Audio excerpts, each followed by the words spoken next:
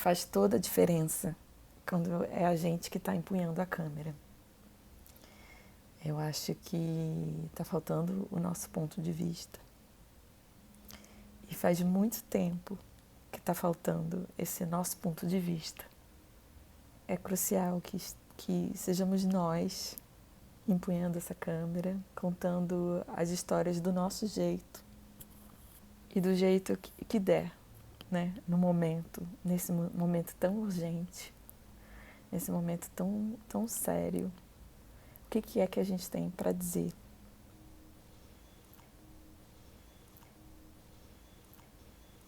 Realmente, a minha primeira paixão foi a fotografia.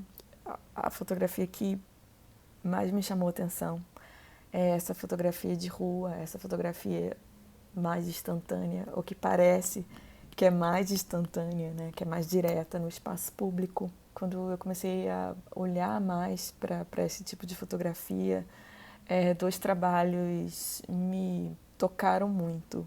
Um foi o do Bruce Davidson, que é um fotógrafo americano, que fez um trabalho sobre o metrô de Nova York.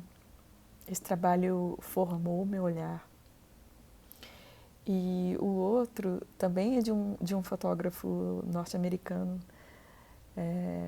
estadunidense, chamado Jamel Shabazz. Essa fotografia feita no espaço público e as possibilidades e os limites envolvidos em você fotografar no espaço público. Depois, eu acabei deixando isso um pouco de lado e até eu acho difícil hoje identificar tão claramente essas primeiras influências no trabalho que eu faço hoje. Mas certamente essa fotografia de rua teve um impacto muito, muito grande sobre o meu trabalho, sobre a pesquisa inicial que eu estava fazendo sobre imagem. Eu fui continuista durante 15 anos. Trabalhei em sets de filmagem, em vários filmes brasileiros, séries. E que relação isso tem com o meu trabalho hoje? Eu acho que um dos aspectos interessantes é a questão da escala, né? Eu trabalhei em sets bem grandes, com centenas de pessoas. E quando eu vou fazer o meu próprio trabalho, é uma escala diminuta, em que eu mesma estou fazendo praticamente todas as funções.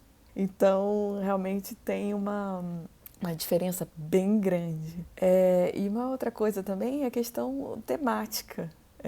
Se você olhar os filmes que eu trabalhei e os filmes que eu estou fazendo hoje em dia, realmente a temática está a quilômetros de distância. Mas é interessante que, como eu trabalhei como continuista e é um trabalho tão analítico, uma coisa que eu aprendi muito foi a questão do enquadramento, de como enquadrar uma imagem e as questões políticas em torno desse enquadramento. Então, você imagina uma pessoa passar 15 anos, né, olhando para um monitor e anotando tudo aquilo e percebendo. Isso realmente me deu muita experiência para hoje fazer o trabalho que eu faço. Você me pergunta sobre o Poupa Tempo, que é um vídeo que eu fiz em 2015. Esse trabalho, junto com outro que se chama Varal do Meu Vizinho, foram as minhas primeiras experiências em artes visuais. E é interessante que os dois trabalhos foram feitos a partir de janelas, ou seja, eu dentro, né, olhando para fora. No caso do Poupa Tempo, nessa época eu tinha um ateliê no centro de São Paulo, em frente a essa praça do Poupa Tempo. E eu fiz esse vídeo olhando da janela. Na verdade, é um vídeo que é feito de mais de 1000 fotografias. eu intervi digitalmente em cada uma dessas fotografias. Então, quando eu coloco elas em sequência, parece que elas estão em movimento, né? Que foi um vídeo. Ele discute exatamente os espaços públicos da cidade e o uso que a gente faz desses espaços públicos.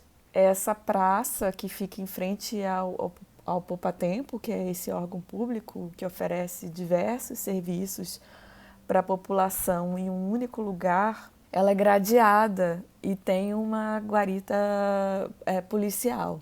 Pelo o desenho da praça, que é um semicírculo, né?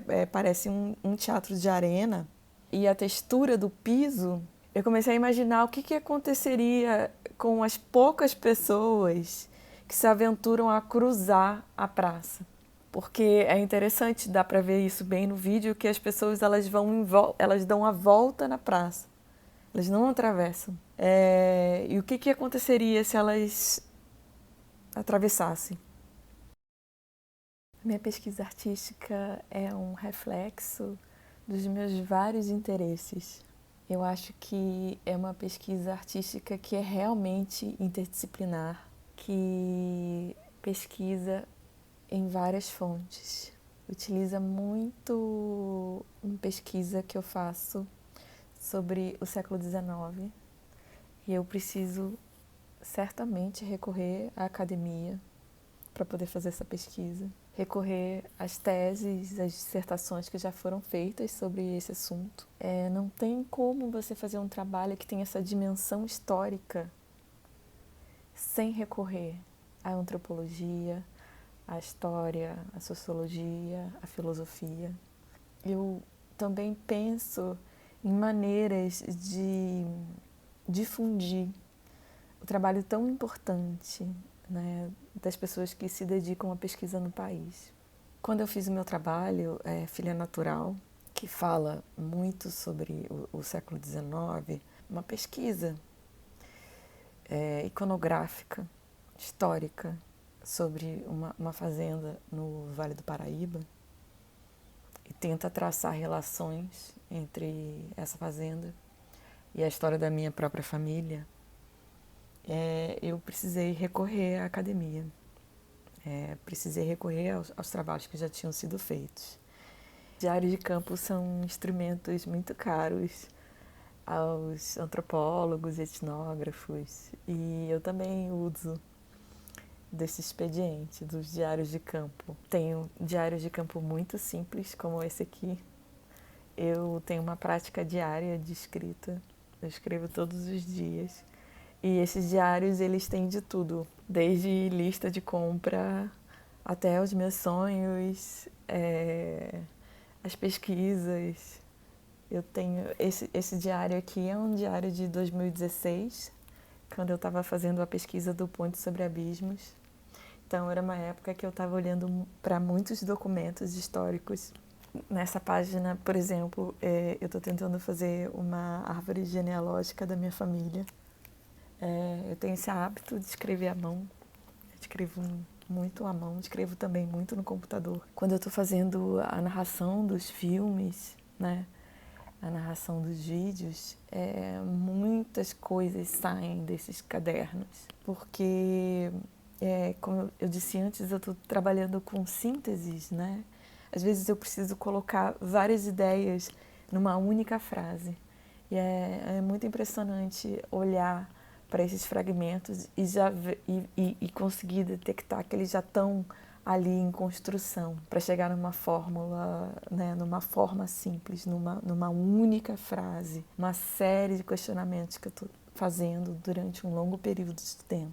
Na verdade, eu acho que meu trabalho ele tem muitas conexões, não só com o cinema mesmo, né, obviamente, mas também com a literatura, tanto em prosa quanto poesia, todas as artes, na verdade. Eu demorei tanto tempo para me colocar, para falar as coisas que eu queria falar, para fazer as imagens que eu queria fazer, que eu não quero ficar só num contexto específico das artes visuais e dos mecanismos em volta, né, de todos os elementos que estão em volta das artes visuais. Eu sempre quero expandir esse campo, né? Se eu quero fazer poesia, é uma poesia expandida. Se eu quero fazer cinema, é um cinema expandido. Outros fundamentos têm essas imagens, né, de lagos na Nigéria, tem imagens de cachoeira na Bahia, no Recôncavo Baiano, e do Rio de Janeiro, principalmente da Baía de Guanabara.